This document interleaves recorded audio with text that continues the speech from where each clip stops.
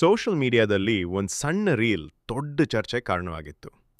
Namrata Gowda post ಮಾಡಿದ ಆ ರೀಲ್ಸ್ನಲ್ಲಿ ಕಾಣಿಸ್ಕೊಂಡ ಒಂದು ಕೈ, ಅದು ಕಾರ್ತಿಕ್ ಮಹೇಶ್ ಅವ್ರದೇ ಅಂತ ಹಲವರು ಊಹಿಸಿದ್ರು.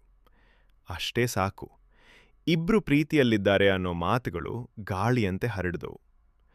ಬಿಗ್ ಬಾಸ್ ಕನ್ನಡ ಸೀಸನ್ 10 ಗೆದ್ದ ಕಾರ್ತಿಕ್ ಮಹೇಶ್ ಮತ್ತು ನಮ್ರತಾ ಗೌಡ ಹೆಸರುಗಳು ಮತ್ತೆ ಟ್ರೆಂಡಿಂಗ್ ಪಟ್ಟಿಗೆ ಇಳಿದವು. ಆದರೆ ಈ ಗಾಸಿಪ್ಗಳ ಬಗ್ಗೆ ಕಾರ್ತಿಕ್ ಹೇಗೆ ಪ್ರತಿಕ್ರಿಯಿಸಿದ್ರು ಗೊತ್ತಾ? ಒಂದು ಸಂದರ್ಶನದಲ್ಲಿ ಮಾತನಾಡಿದ ಅವರು ತುಂಬ ಶಾಂತವಾಗಿ ಹೇಳಿದರು, ನೀವೇನಾದರೂ ಅಂದ್ಕೊಳ್ಳಿ, ನಾನೇನು ಹೇಳಲಿ, ಈ ರೀತಿಯ ಮಾತುಗಳು ಮೊದಲು ಕೂಡ ಬಂದಿವೆ. ನಮಗೇನು ಸರಿ ಎಂದು ನಾವು ನೋಡಬೇಕು.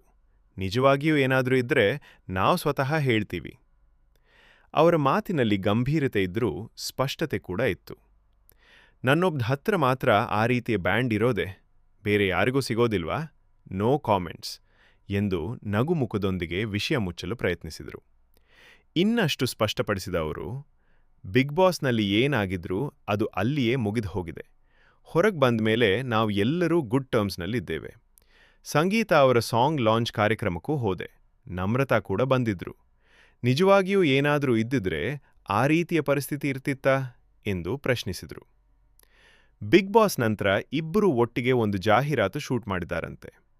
ಅವಕಾಶ ಸಿಕ್ಕರೆ ಮತ್ತೆ ಕೂಡ ಕೆಲಸ ಮಾಡ್ತೀವಿ ಎಂದ ಕಾರ್ತಿಕ್ ಈಗ ನಮ್ರತಾ ಕರ್ಣ ಧಾರಾವಾಹಿಯಲ್ಲಿ ಬ್ಯುಸಿಯಾಗಿದ್ದಾರೆ ಎಂದು ಹೇಳಿದರು. ಹೀಗೆ ಗಾಸಿಪ್ಸ್ಗಳಿಗೆ ತಲೆ ಕೊಡದೆ ತಮ್ಮ ಬದುಕು ಮತ್ತು ಕೆಲಸದ ಮೇಲೆ ಗಮನ ಹರಿಸುತ್ತಿರುವ ಕಾರ್ತಿಕ್ ಮಹೇಶ್ ಸ್ಪಷ್ಟಪಡಿಸಿದ ಮಾತುಗಳು, ಇಬ್ಬರ ನಡುವೆ ಸ್ನೇಹವಿದೆ, ಆದರೆ ಪ್ರೀತಿ ಕಥೆ ಅನ್ನೋದು ಈಗಲೂ ಕೇವಲ ಊಹೆ ಮಾತ್ರ.